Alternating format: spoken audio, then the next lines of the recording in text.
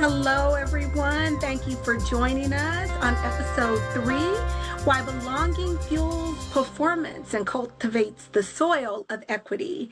Today, we are going to be joined by an amazing individual that I'm going to introduce soon. But first, I'd like to say welcome back to the ULIN Consulting Podcast. Let's talk everyday equity at the justice table. We're talking about from adding on to all in, equity that inspires change.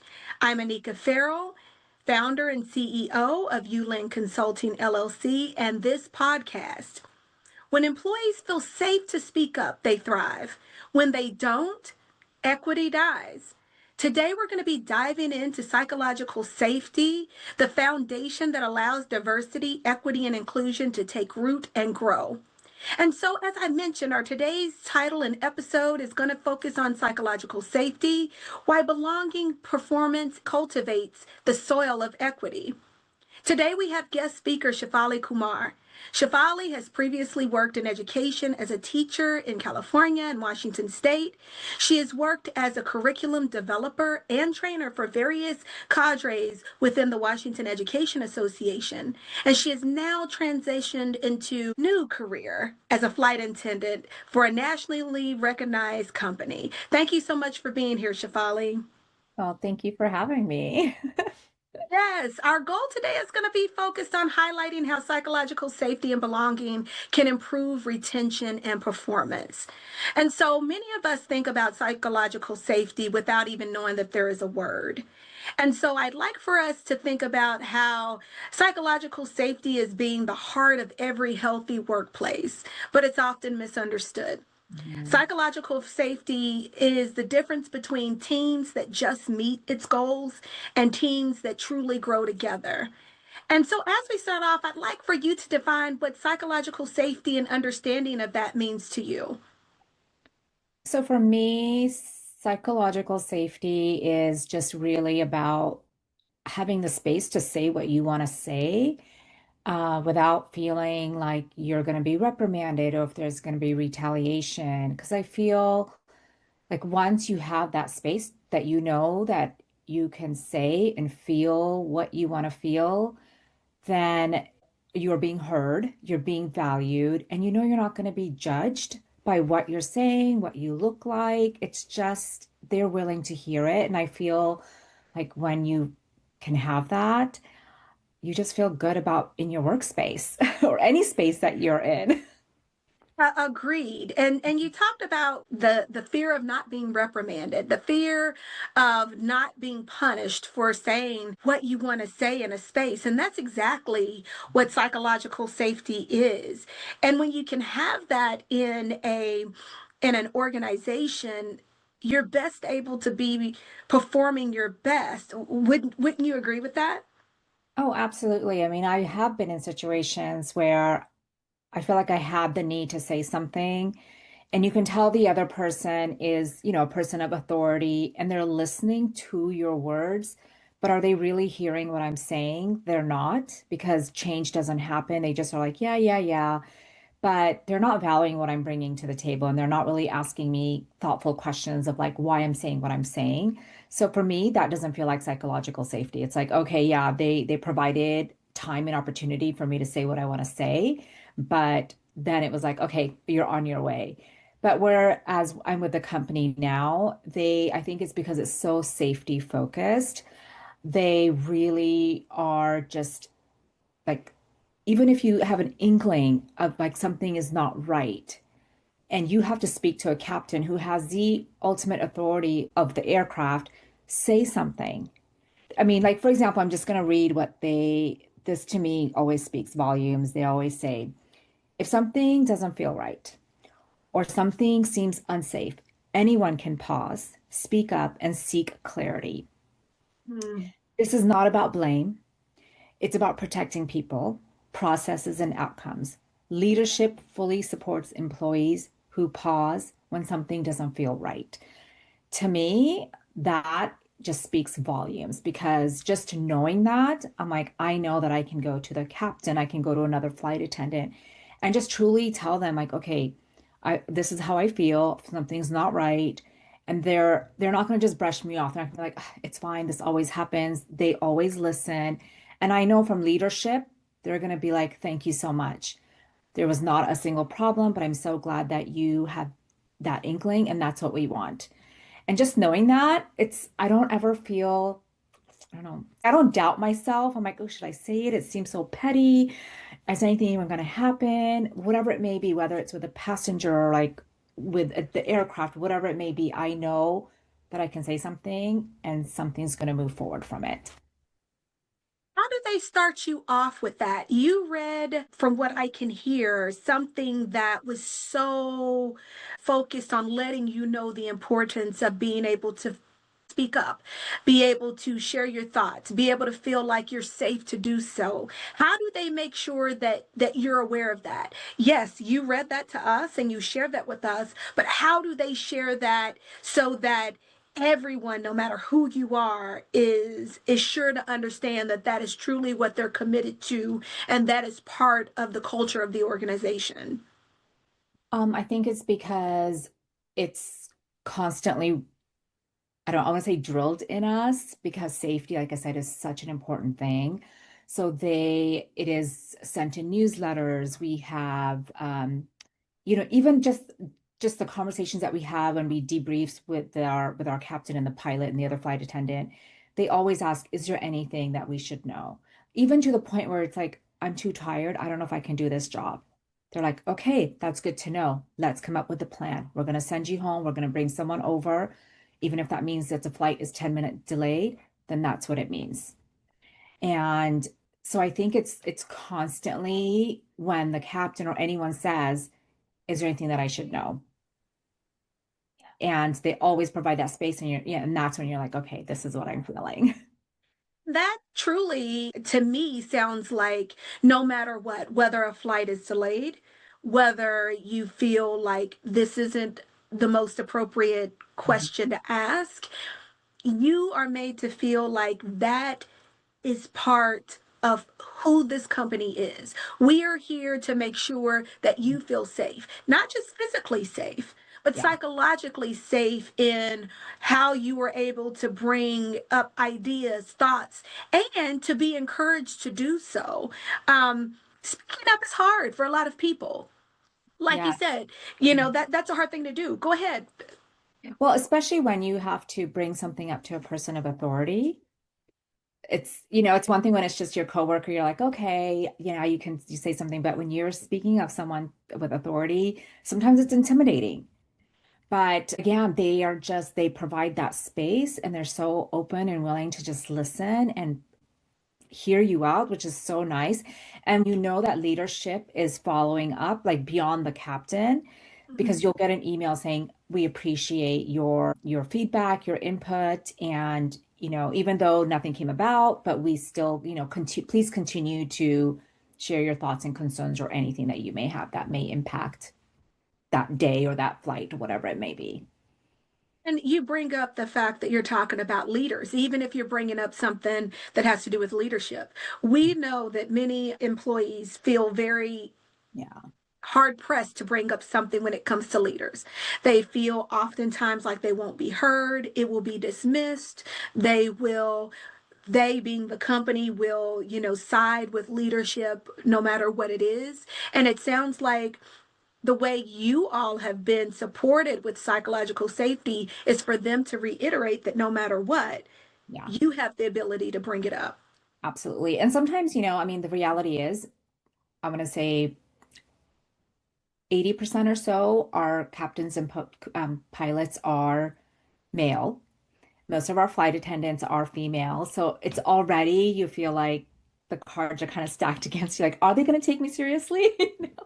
But I think when you are looking at the livelihood of 100 passengers, it's like you kind of bring all that, you take all that away.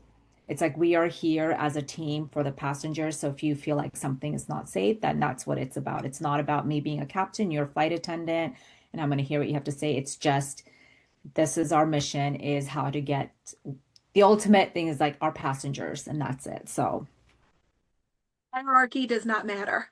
I And know. and I am so excited to hear that, because oftentimes you don't know what the behind the scenes are in any Yeah. organization. You Mhm. assume what you've been used to or what you've seen in other environments, but it doesn't matter whether you are a flight attendant, whether you are a captain, Mhm. no matter who you are, you still have the ability to make sure you're okay. Yeah. Yes. Yes. And I it's love it's that. so rewarding. It just feels so free. Like, okay, I even if I think, well, it could just be something so little to something so big, but I just still voice it and I never get looked at like, why are you wasting my time with this? Or like, what you're saying doesn't really matter. Rarely do I ever experience. I have not experienced that in this company at That is all. amazing. Do you find that leaders are modeling vulnerability? Leaders can be vulnerable. They can experience that. Oh, absolutely. Absolutely. I mean, you know, sometimes you think, okay, why am I so tired? Why does this day feel so long? And then it's so rewarding when the captain's like, wow, those were some long flights. Like, I am exhausted. I'm thinking, oh, okay, good. It's not just me. They're like, no, no. And you guys are on your feet. We're just sitting there. They're like, it's just that. And I was like, okay, that feels really good. So they also, it's like, yeah, they feel like, okay, if they can share those things with us, it makes us feel like, okay, we're real. And that's huge too, right? Yeah. We don't often understand what leadership experience is because we're not sometimes in leadership's position. But then when you have your vulnerability being reinforced by leadership saying, well, you know what, I'm tired too, and you do this. And so I can understand exactly why you feel the way you do when all we do is sit on our bottoms. So it's wonderful to hear that leadership can be vulnerable, which is one of those big steps and strategies in building and maintaining psychological safety. And and also it's like even within just the aircraft, when it's just the flight attendant, there is a little bit of a hierarchy. Like, it depends on everything. It has to do with seniority. So there are times where I have worked with a very, very new flight attendant. And so it's like so in that sense, I'm the leader amongst both of us. So how do I provide that same kind of psychological safety with the other flight attendant? And it's just letting them know, I'm here to support you. We are a team. If you need help, if you need anything, you just let me know and we're going to problem solve this together. You're not alone. And just putting that out there, they do feel like, okay, I can say anything. Yeah, this person might have like a year of ahead of me and I'm so new, or like 6 months, but whatever it is, you're supported. Oh, that's amazing. And just to think, I'm gonna pivot a bit to your time in education when we started working together. And I remember when we first started, you were so new and you were so intimidated by Zoom and just leading the way.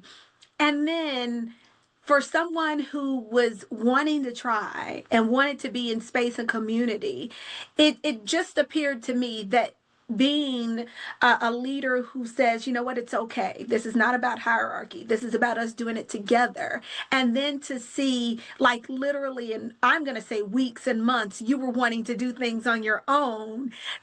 That is what true leadership and being vulnerable and being able to feel safe, psychologically safe in environments means. But Anika, that didn't just, I think the reason that that happened also is because I mean, honestly, it was because I was working with you. And I think you were always like, Shafali, it's okay. It's okay. We're going to pause. You're going to do this, press this button, press this one. You got this. And you never once made me feel like I couldn't take this risk or like I was going to mess up. You're like, it's okay. Let's just do this one step at a time. And I just have to be so thankful, because if I didn't have that, I honestly would have just been like frozen, like, okay, I can't do this. And yeah, and you saw my transformation from being so scared to turn anything on, click anything on to like, okay, I'm ready to start this meeting. What do we need to do? Let me share the screen. Let me play the video. And yeah, I look back, I'm like, wow, yeah. And it's because you provided that space. Oh, thank you. And Yeah. you being in space and community with me was just it was amazing because you come from a different lens than I do, but also having been a person who was new to things before too. So to me, being a leader means being patient and being kind and being calm and being able to invite people in because guess what? I've been there. And I remember, it was like, I don't want to touch that button. I don't want to do that thing. To the woman who then said, no, I'll start the meeting. I'll get it set up. I'll do these things. And that is what true psychological safety transforms into. And I think that is very huge in this work, whether you're doing it from an educational standpoint or whether you're doing it from a private standpoint, and you've shown that just from your educational component where being able to even speak up about different situations. I know that we personally encountered with different team members and different situations, and then being able to come and say, hey, I'm experiencing this thing, I want to share this with you, and then let's talk through it and work through it and see how I can best see the end of the tunnel in regards to this. And even you being able to do that and leading teams and leading spaces and leading work and developing curriculum, psychological safety shows growth. It Yeah. transforms into growth. And that's exactly what you did. That's exactly what you did. Yeah, grow together. Yes, we do. Well, you know what? The interesting thing is that as we go into understanding psychological safety and being able to think about how being vulnerable as leaders model psychological safety and help build on that as a strategy, and then being able to bring something to leaders and feel like you're not going to be retaliated against and your comments and your concerns are going to be taken seriously. All of that is important into psychological safety. But also something you mentioned just a second ago was about those feedback loops. You might get something from someone in maybe HR leadership, whomever, that says, you know what, I just want to circle back and share with you. We couldn't do this, but I want you to know that we checked it out. That is important as part of psychological safety. Your thoughts in regards to that? Well, it just reiterates that what you said was important. They didn't just brush it off. And they stopped and they looked into it and they took the time to provide feedback, and that just shows me that it comes full circle. Whereas before I might have expressed my concern, but that was it. It's like, okay, those are just words. They heard it, but never did anyone come back to me and say, oh, I appreciate you taking the time to talk to me about this, but we decided to do this and that, or this is what we're going to do. And you're just kind of like, it didn't really matter what I said. You just feel like they just didn't care. And with this one, for HR, whoever it is, to come back and say, we talked to the captain, we read the report.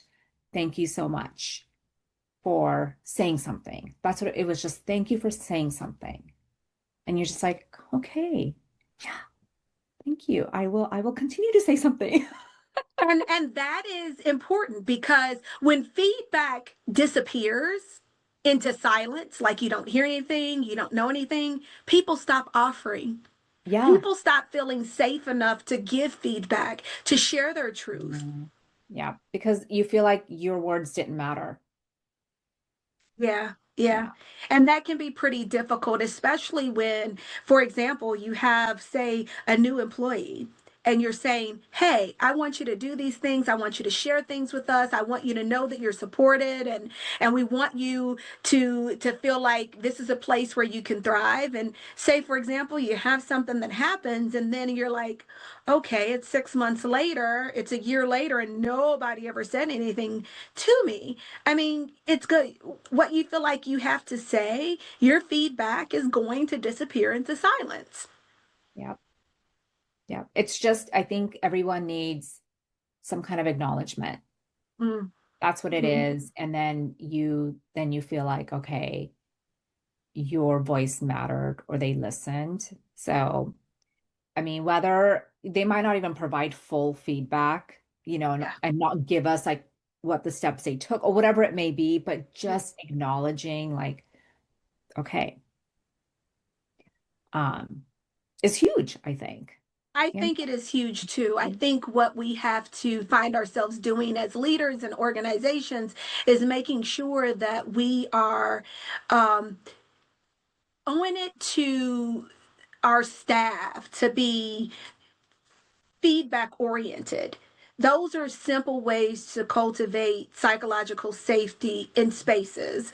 And again, as you mentioned, you don't have to say, this is what happened, this is what we did, but you can say, thank you for sharing that. I appreciate you being honest. I appreciate you stepping up. And, I'll let you know how it goes. The details aren't necessarily something you're looking for. You're just seeking the fact that you were heard and it was addressed. Yeah. Yeah. So No. that's important. So Yeah. important. And so, you know what? Is there anything that you didn't share that, or I didn't ask, that you'd like to tell our listeners about psychological safety and that being embedded into the culture of an organization and its impact on you?